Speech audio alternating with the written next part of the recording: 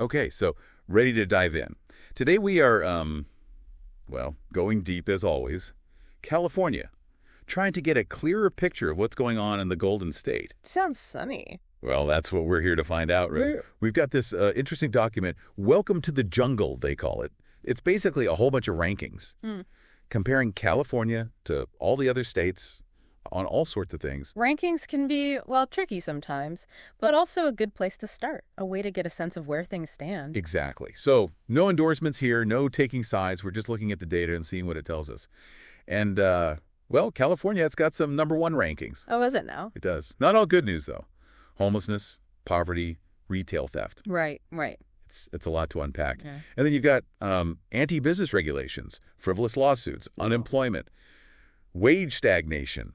California's leading the pack in all of those, too. Yeah, when you see those all clustered together like that, it does suggest some systemic issues, maybe deep-rooted challenges. Like, take homelessness, for example, being #1 in the nation for homelessness. That's not just a simple housing shortage, right? There are a lot of factors at play there. Mental health resources, addiction support, how well the social safety net is working. Yeah, it's a tough reality. And then you layer on top of that, California also has the highest income tax burden, gas taxes, budget deficits, even second place for housing costs and water bills. Oof. Yeah, that's a lot. Those economic indicators definitely paint a picture of a high cost of living, which, puts a strain on everyone, really.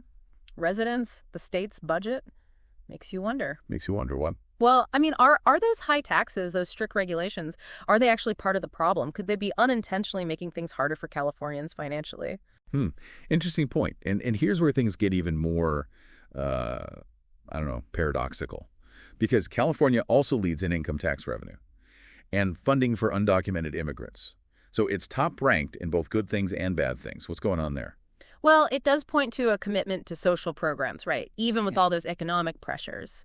And it shows how complex California's relationship is with immigration, leading in border crossings, leading in funding for undocumented immigrants. It's a lot to take in. And what about the state of California's, state, like literally the infrastructure, roads, bridges, that kind of thing? They've got the third worst roads in the country. Right. And that's especially interesting when you consider their high gas tax, right? Where's all that money going? Is it actually fixing the roads? Good question. And then there's education. #1 in illiteracy, second in educational inequity. And this is after having the longest COVID school closures in the nation. How do we make sense of that? It's a head scratcher. You'd think with all the resources poured into education, the outcomes would be better. Maybe those school closures, even though they were meant to protect people, maybe they had some unintended consequences. So we've gone through this whole list of rankings, highs and lows, good and bad. But what does it all mean for someone who lives in California or wants to move there? Is this the whole story? That's the thing about rankings. They're a starting point, a glimpse. Like one brushstroke on a giant canvas. You can't really understand California just from these numbers. You got to look deeper, explore the nuances, get different perspectives. So listeners, here's your homework. Go beyond the rankings. Think about what matters most to you. What are your priorities? What kind of life do you want? Exactly. And with all these rankings in mind, what could be done to address those challenges? And at the same time, preserve what's unique and special about California. It's something to think about. Great questions. Thanks for joining us on this deep dive. Until next time.